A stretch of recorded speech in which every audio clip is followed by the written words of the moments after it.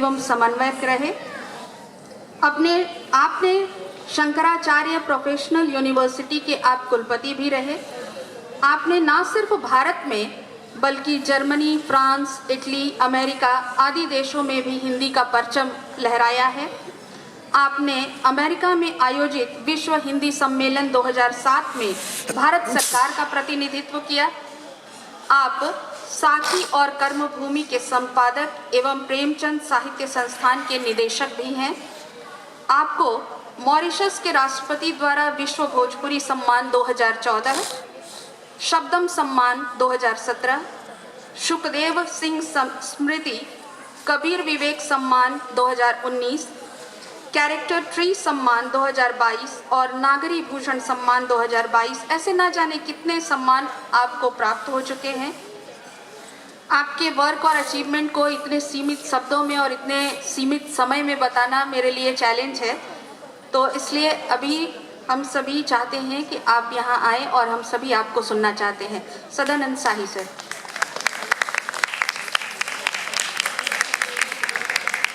हमारी प्रिंसिपल और manager ma'am से निवेदन है कि वो आएँ और सर का सम्मान करें।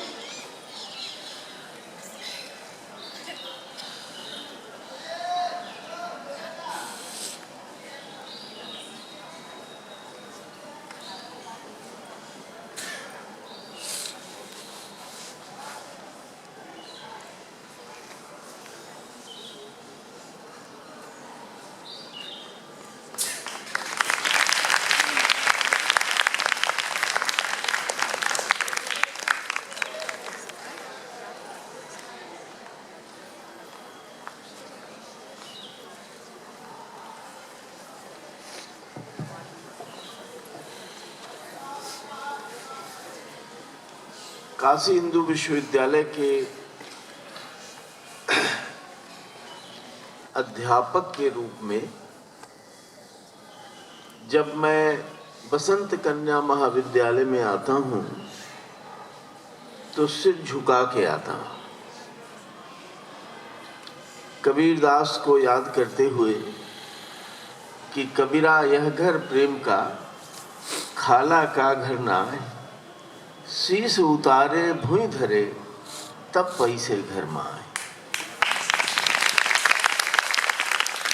ये संस्था न होती तो काशी हिंदू विश्वविद्यालय न होता। ये मेरे दिमाग में ये बात हमेशा रहती है। तो इस संस्था के प्रति मैं अपनी संस्था की ओर से प्रणाम निवेदित करता हूं और महाविद्यालय की जो प्रबंधक हैं श्रीमती उमा भट्टाचार्य जी और महाविद्यालय की प्राचार्य प्रोफेसर रचना श्रीवास्तव जी, महाविद्यालय और इंटरमीडिएट कॉलेज के सभी प्राध्यापकगण और ये जो बच्चे हैं इंटरमीडिएट कॉलेज के और महाविद्यालय के भी, और जैसा कि रचना जी ने अपने उद्बोधन में कहा भी कि ये सारा कार्यक्रम जो हो रहा है इन बच्चों के लिए हो रहा है, क्योंकि जिस भारत की बात हम कर रहे हैं उस भारत का भविष्य बच्चों के ही हाथ में सुरक्षित है। बच्चों से ही इस भारत को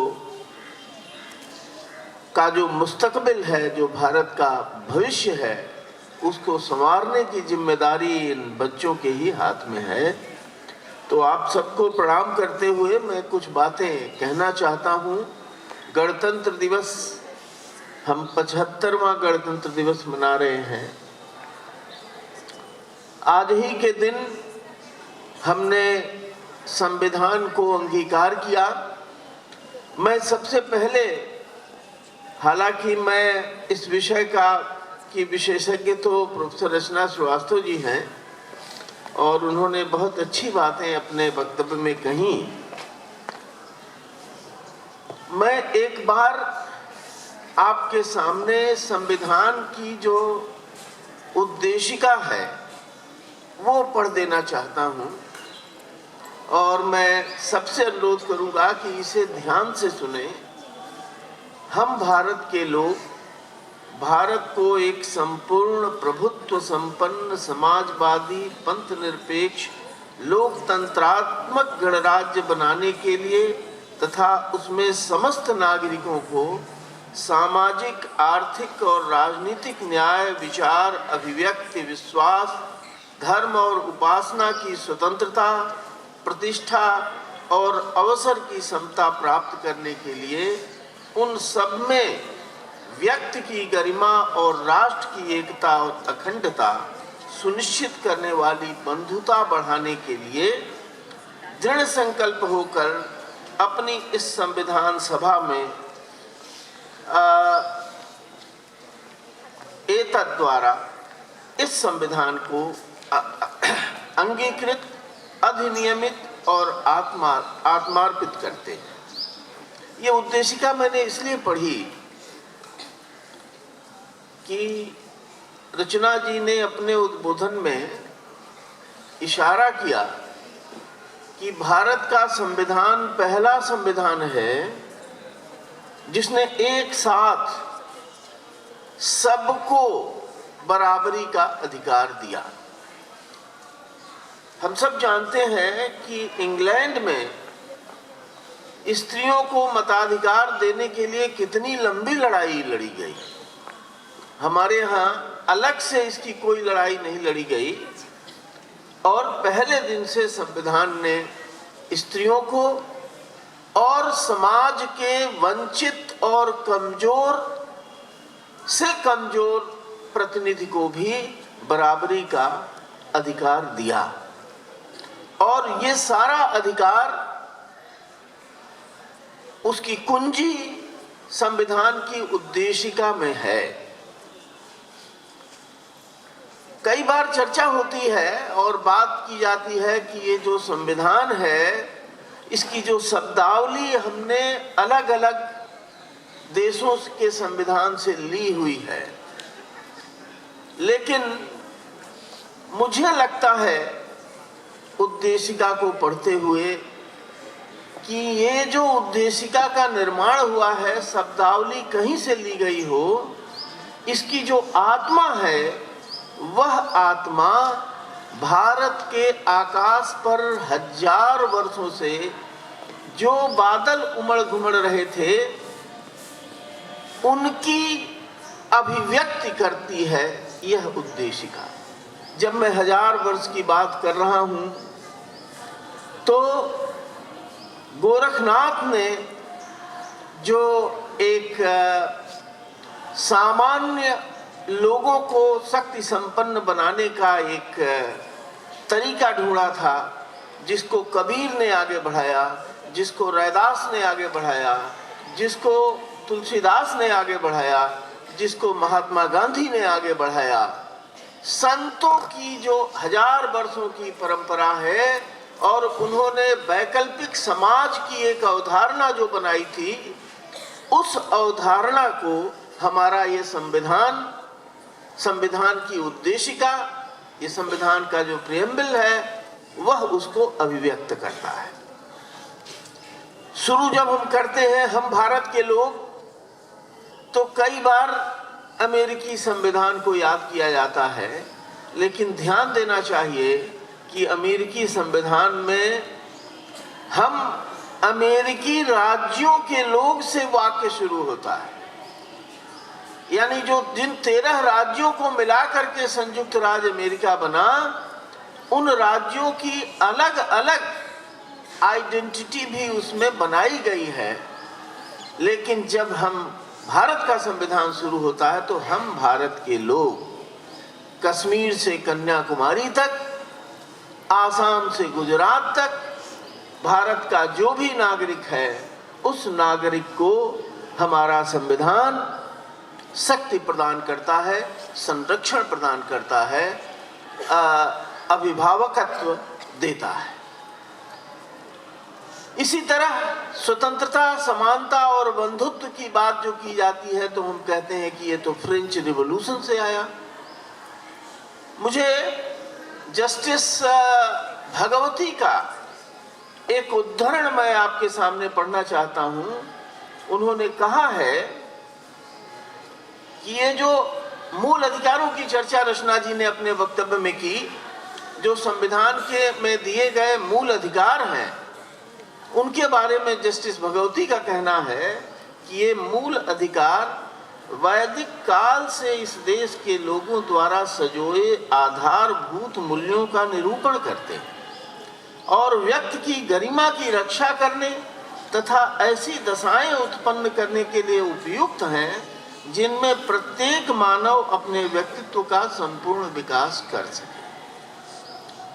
तो शब्दावली कहीं से ली गई हो और जब हमको दुनिया के सामने अपना एक रोड मैप रखना था तो उसे आधुनिक शब्दावली में ही होना था। तो शब्दावली हमने कहीं से ली हो, उसमें जो आत्मा है वह आत्मा जस्टिस भगवती के हिसाब से वैदिक काल से जो हमारे चिंतन की का जो श्रेष्ठतम रूप है।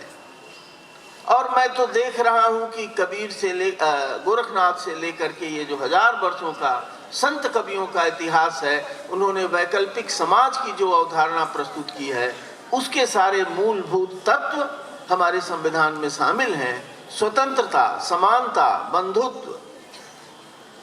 जब रैदास कहते हैं कि हमको एक शहर मिल गया है जो बेगमपुर है, और एक ऐसा शहर है जिसमें दुख नहीं है, भय नहीं है, किसी तरह का भेदभाव नहीं है, तो आप देखिए तो हमारे संविधान में जो स्वतंत्रता, समानता और बंधुत्व की बात की गई है। तुलसीदास जो राम राज्य की कल्पना करते हैं उसमें क्या कहते हैं?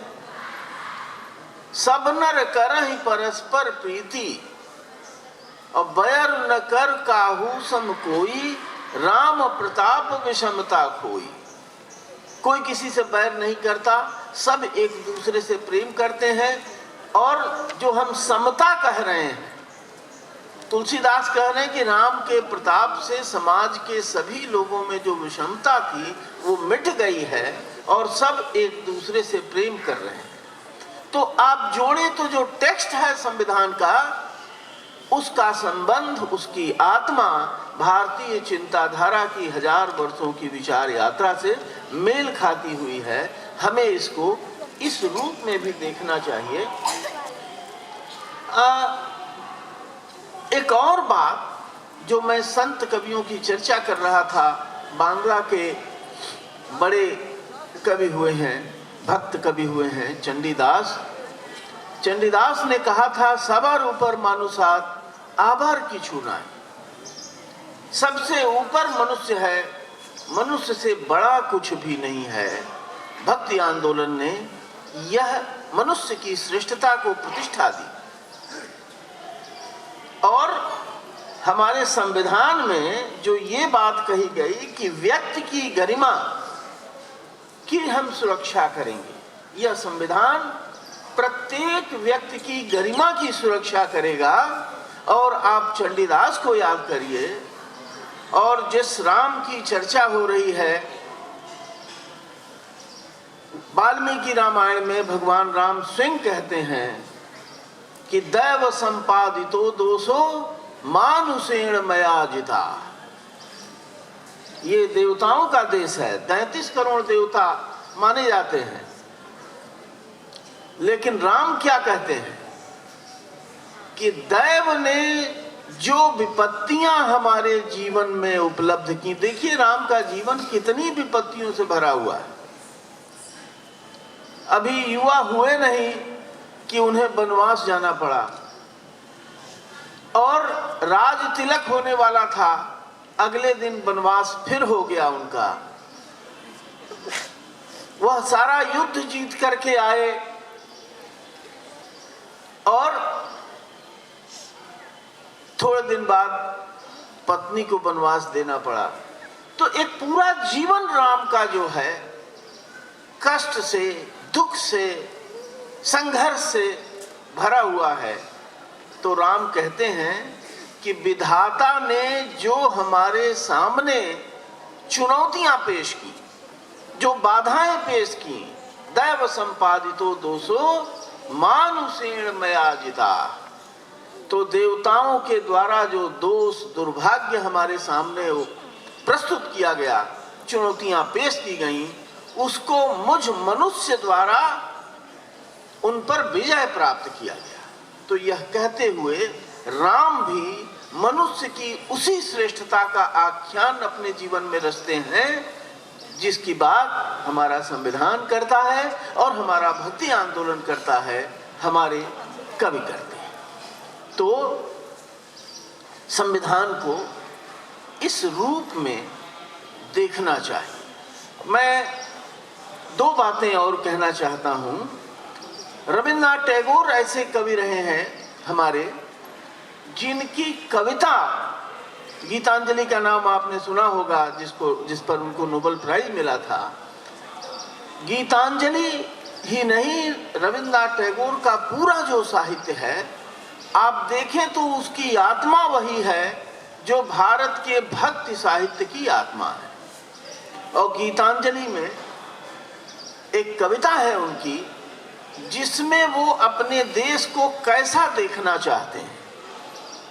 Where the mind is without fear and head is held high, where knowledge is free, where the word has not been broken up into fragments by narrow domestic walls, where words come out from the depth of truth, where tireless stringing stretches its arm towards perfection, where the clear stream of reason has not lost its way into the dreary desert sand of dead habits. जो तर्क की क्षमता है वह रूढ़ियों के जाल में जकड़ नहीं गई है, ऐसा देश हम चाहते हैं। Where the mind is led forward by into widening thought and action, into that heaven of freedom, my father, let my country awake. ये हमारा देश इस तरह से जागे कि जहां का नागरिक सिर ऊंचा करके चल सके, तर्क संगत ढंग से अपने जीवन के निर्णय ले और जीवन में पूर्णता प्राप्त करे। यह कल्पना जो रविन्द्रनाथ टैगोर ने की, आप संविधान को सामने रख के देखिए तो कहीं न कहीं टैगोर की जो धारणा है वह संविधान में कहीं न कहीं उसकी अनुभूज हमको सुनाई देती है, उसका प्रतिबिंब हमको दिखाई पड़ता है।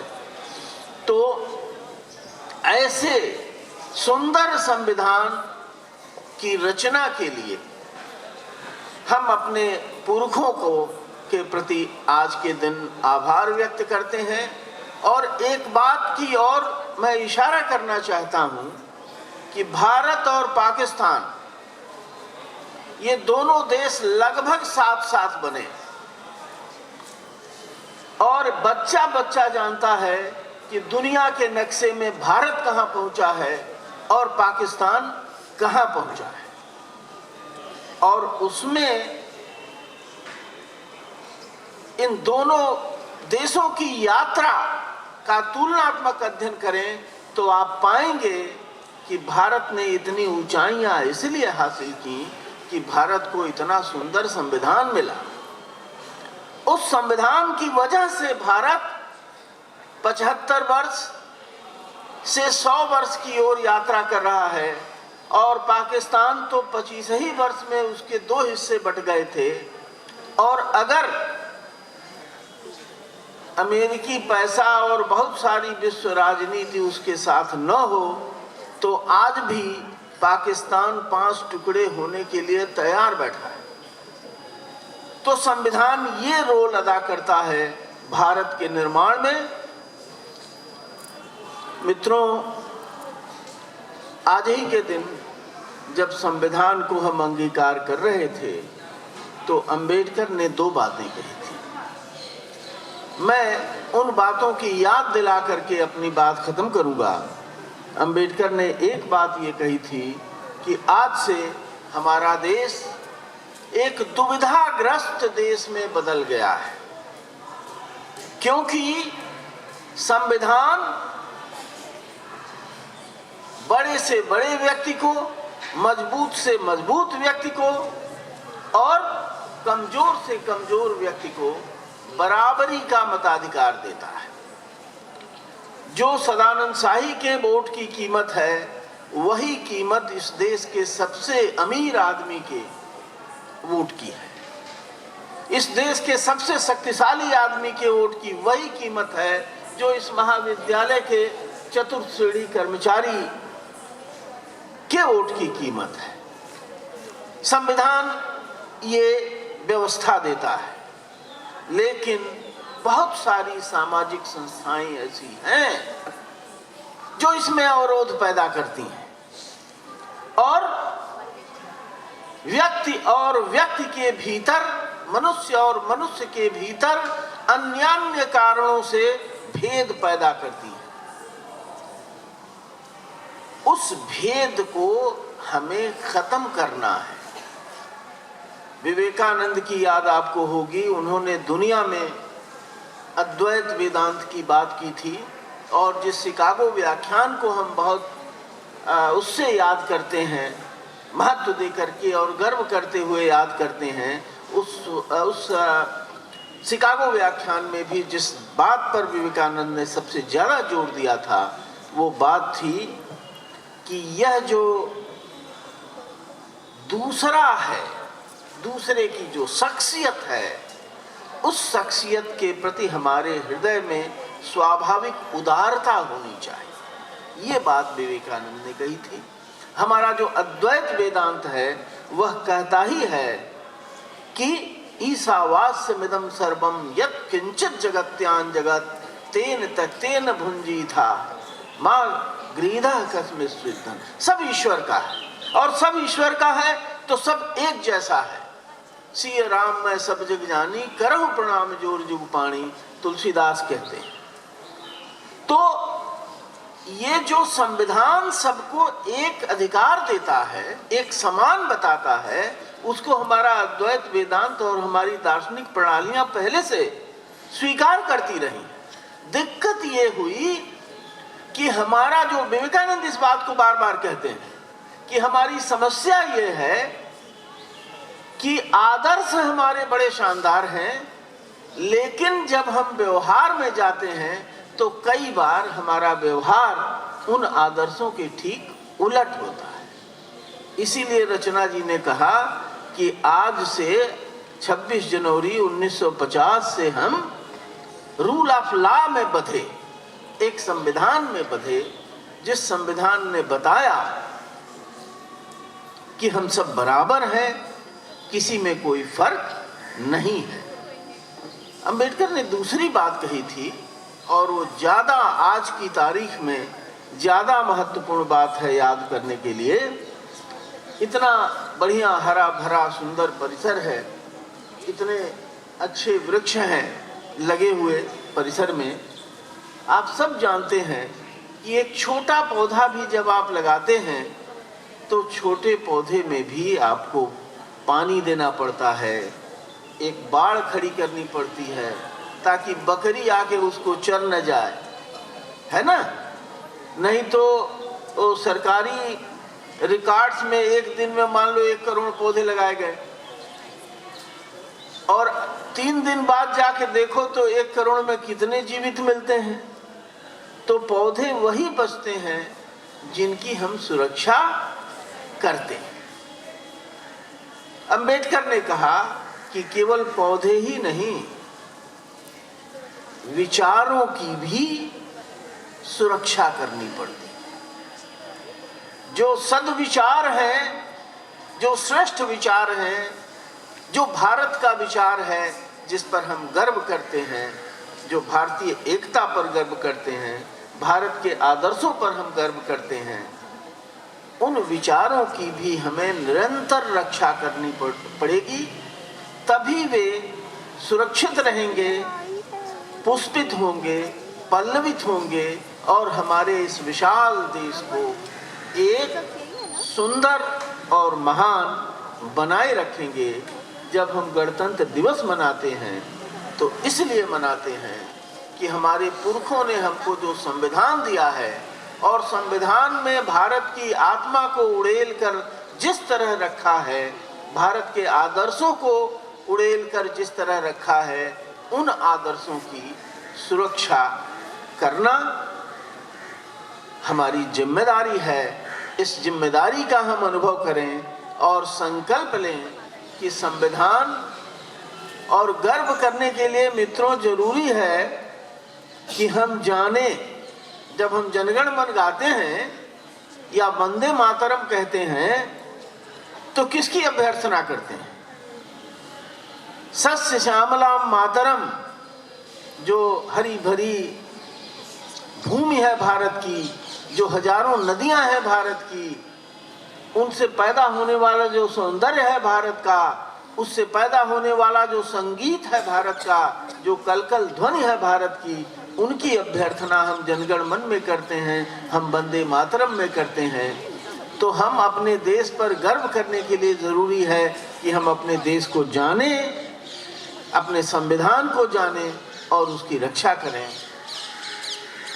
इन्हीं शब्दों के साथ मैं एक बार फिर आप सबको गणतंत्र दिवस पर बधाई देता हूं और शुभकामनाएं देता हूं कि संविधान की अपेक्षाओं के अनुरूप आप भारत के श्रेष्ठ नागरिक बने और ऐसे नागरिक बने कि आपके हाथों भारत सुरक्षित रहे और दुनिया में ये जो तिरंगा है वह शान के साथ फहराता रहे। बहुत बहुत धन्यवाद। हमको इस सुंदर परिसर में एक बार फिर आमंत्रित करने के लिए मैं यहाँ की प्राचार्या को, प्रबंधक को और पूरे महाविद्यालय और इंटरमीडिएट कॉलेज के परिवार के प्रति कृतज्ञता ज्ञापित करता हूँ। धन्यवाद।